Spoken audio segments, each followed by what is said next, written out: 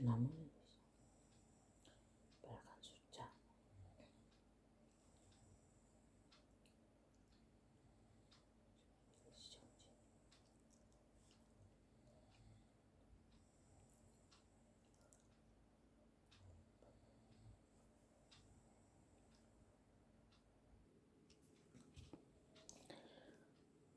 신앙생활 우리가 하면서 가장 많이 느끼는 것 중에 하나가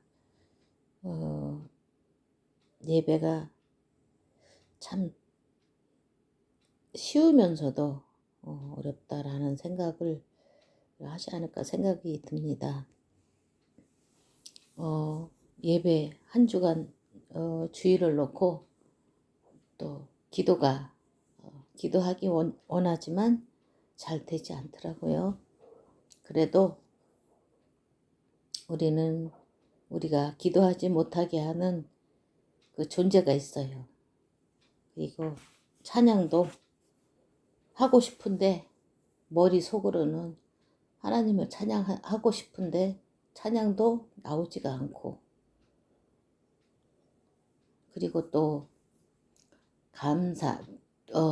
감사하고 싶은데 정말 감사가 안 나오고, 저는 막 그런 경험이 참 많거든요. 하나님 말씀에 데살로니가전서 말씀에 보면은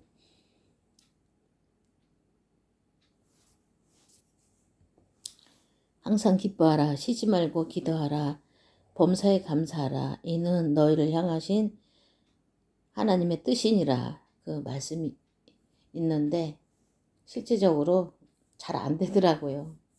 그래서 제 자신을 이렇게 생각하고 또 고민도 참 많이 되고 그랬는데 감사할 이유를 안 찾아더라고요. 감사하지 않은 이유만 또 생각하고 찾아내더라고요. 그래서 우리가 육을 생각하고 현실을 생각할 때는 정말 감사의 조건이 그렇게 많지가 않겠다라는 생각이 들었습니다. 감사의 조건이, 행복의 조건이 뭐냐? 하나님을, 예수 그리스도를 믿음으로 말미암아 하나님의 자녀가 되어서 우리는 예수 그리스도께서 우리 안에 성령으로 오신 것, 그것이 가장 큰 감사거리라 이렇게 생각이 되어지더라고요.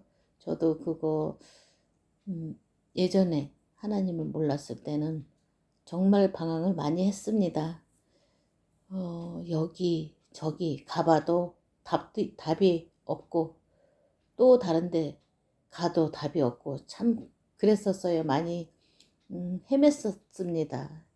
근데 결국은 정말 하나님이 원하시는 바가 무엇인지, 정말 하나님이 기뻐하시는 일이 무엇인지 알게 되었습니다. 어느 날.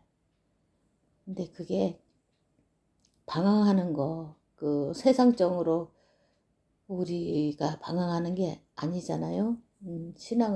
신앙생활 잘하고 싶고, 예배를 잘 드리고 싶고, 찬양을 하고 싶고, 그래도 잘 안 돼서 또 고민하고, 또 머리 싸매가며 어떻게 하면 예배를 잘 드릴 수 있을까? 예배에 성공할 수 있을까? 어떻게 하면 찬양이 내 일상 생활 중에 나올까? 이렇게 고민하는 것이 그 고민으로부터 그런 출발이 되는 것 같습니다. 고민하지 않고 현실, 또 육신적인 것, 내 위치, 또 뭐 가정의 그 단란함, 보이는 것들, 그런 것만 생각하면은, 그런 거에 만족하면은 영적인 기준에선, 하나님의 기준에서 볼 때는 글쎄요, 구원은 받았을지 몰라도 정말 그 뿌듯함, 흡족함, 하나님으로부터 그 오는 참 평안함, 그것은 맛보지 못할 것 같아요. 근데 저는 현실적으로 또 이런 상황 이런 거를 봐도 이게 크게 뭐 사회적으로도 성공한 것도 아니고 또 누가 이렇게 봐도 주위에서 봐도 배경이 좋다 내지는 물질이 참 많다 참 집이 참 넓다 아파트 평수 브랜드 아파트에 살아서 참 좋다 이런 말을 듣지는 못했거든요. 지금도 마찬가지고요. 그런데 감사의 조건은 그것이 아니더라고요. 정말로 내가 지금 하나님 앞에 서 있냐. 한 주간 예배를 놓고 주일 예배를 놓고 기도할 수 있느냐. 그것이 감사의 조건이고 그것은 영적으로 그래도 내가 깨어 있다는 그런 증거거든요. 일주일에 주일 예배를 놓고 몇 번 정도 저도 그런 생각을 해본 적이 있거든요. 내가 주일 예배를 놓고 몇 번 정도 기도를 하나 그런 생각을 해본 적도 있는데 어떤 경우에는 정말 한 번도 일주일에 한 번도 기도가 되어지지 않더라고요. 당연히 찬양도 나오지 않더라고요. 그래서 제가 너무 힘들고 괴롭고 영적으로 힘이 하나도 없어진 그 상태에서 제가 그렇게 하나님 앞에서 그냥 하소연 넋두리 삼아 그렇게 했습니다. 하나님 감사가 정말 하고 싶은데 정말 찬양을 드리고 싶은데 나오지가 않습니다. 감사하지 않지만 하나님 감사해요. 그렇게 발버둥을 친 적도 있습니다. 근데 그렇게 하고 나니까 조금씩 아주 미세하게 조금씩 감사가 회복이 되어지더라고요. 그래서 내가 감사를 놓친 걸, 그리고 예배에 대해서 예배를 두고 기도하지 못하는 것, 이거에 대해서 정말 간절히 구하고 또 내 자신의 그 영적인 상태를 들여다 볼 수가 있는 거더라고요. 그래 영적인 감각이 그래도 조금이라도 남아 있구나 그런 생각을 하니까 그래 내가 정말 영적으로 완전히 죽어 있으면 구원받지 못했다면은 어떻게 하나님을 찬양하기로 소원하며 어떻게 영적인 것에 대해서 감사를 할 수 있을까 구할 수 있을까 이런 생각이 드니까 정말 감사가 조금씩 아주 조금씩 이렇게 되어지는 것을 경험한 적도 있습니다. 그래서 데살로니가전서 아까도 말씀을 드렸지만 항상 기뻐해야 할 이유는 단 하나 우리가 하나님의 자녀가 되었던 거 예수 그리스도께서 내 안에서 함께 하시는데 영원히 나와 함께 하시고 또 믿는 우리들과 함께 하시고 또 모든 것을 협력하여 선을 이루시는 그 하나님이 나와 함께 하시기에 나의 주인이시기에 감사가 될 수밖에 없더라고요. 그리고 또 쉬지 말고 기도하라 그 말씀이 있는데 우리가 창세기 3장 사건에 아담아를 넘어지게 한 하나님을 떠나게 한 그 사건 아시죠? 창세기 3장 사건. 그 사단이 죽었다면 상관이 없고 우리가 구원받으면 끝나는 것인데 사단이 살아있어서 우리의 약한 부분을 끊임없이 건드리더라고요. 상처가 없는 사람은 있을까요? 글쎄요. 저는 상처 참 많았습니다. 그래서 사단은 가장 가까운 사람을 통해서 역사하고 분열시키고, 또한 또 그 뭐지요? 통로.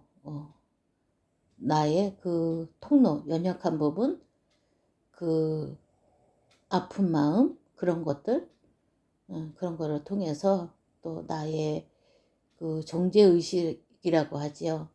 그런 것들 통해서 사단이 계속 끊임없이 불화살을 쏘아대고, 또 어떤 경우에는 광명한 천사로 다가오잖아요. 그럴 때 우리가 의식이 없을 때 정말 나도 모르게 그 사단이 내 마음속에 들어와서 그 잘못된 거 누구나 완벽하게 그 완벽한 하나님이 아닌 이상, 성경 말씀에 보면은 눈만 흘겨도 죄라고 하나님 말씀하셨는데, 죄를 지지 않고 우리가 살 수 없는 존재더라고요. 내가 아무리 반듯하게 또 도덕적으로 깨끗하게, 반듯하게 산다고 선언하지만 정말 내 양심을 들여다보면은 그런 게 있더라고요. 저 같은 경우에는. 여러분들은 어떠신지 모르겠는데, 그래서 작은 부분까지, 작은 부분을 통하여서 그 사단의 통로가 되지 않도록 하기 위해서는 깨어서, 그래서 기도하라고 하나님 말씀하셨더라고요. 그래서 우리가 잘못을 하고 죄를 짓고 나서도 우리가 그것에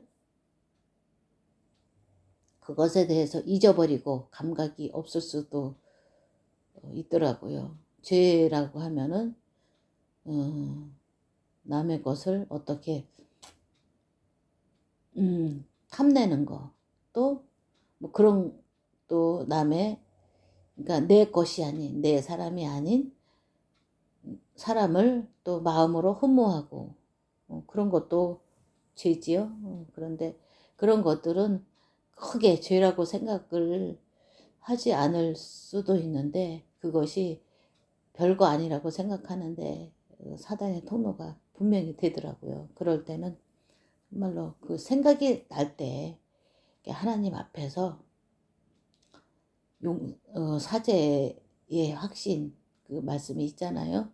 우리가 우리 죄를 자백하면 그는 미쁘시고 의로우사 우리를 불의에서 건져내신다고 말씀하셨는데, 우리가 그 손톱만큼이라도 아주 작은 1초의 그런 1초 한 아주 짧은 순간이라도 또 하나님 앞에 죄를 지었다, 또 사람을 좀 꿈이라도 미워한 마음이 있었다 그러면은 하나님 앞에 바로 죄를 고백하면 그 사단의 그 통로를 막는 것이더라고요, 보니까.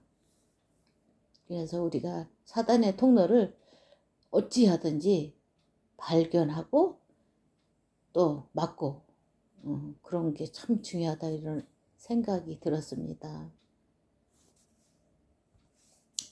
그리고 항상 기뻐하라, 쉬지 말고 기도하라, 범사에 감사하라, 그 말씀에 있는데, 항상 기뻐해야 할 이유는 우리가 구원받았기 때문에 슬퍼할 이유가 없는 거더라고요. 그런데 사단은 자꾸 육신을 가지고 보이는 것 가지고 그것에 그 행복의 기준을 두게 하고, 그거 육신의 것이 정말 너무 크게 가치 있게 이렇게 생각을 하게 하더라고요, 사단이. 그래서 육에 사로잡히면은 행복할 뭐 이유나 조건이 없어지더라고요. 완벽한 그 행복의 영적인 것을 붙잡을 때는 정말 모든 것이 감사하고 기쁘고 행복한데, 육으로 돌아갈 때는 저 같은 경우는 별로 그렇게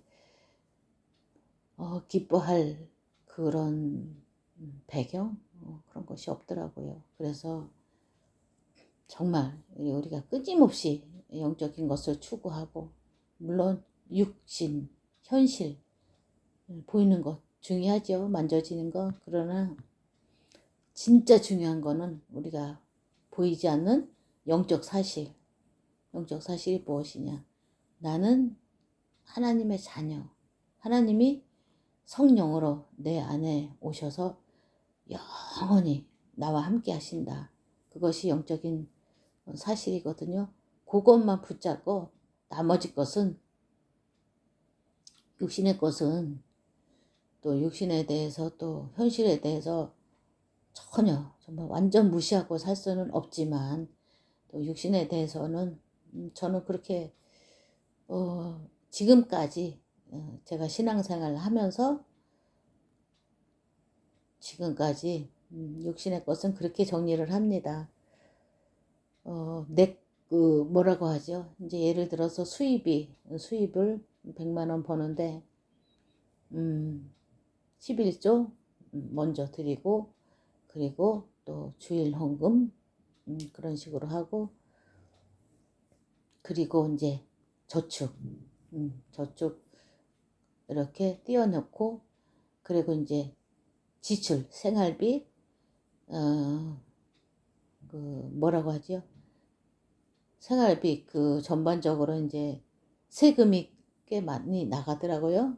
전기세, 수도세, 가스비, 또 정수기, 정수기 렌탈, 또 인터넷 TV, 또 뭐가 있죠?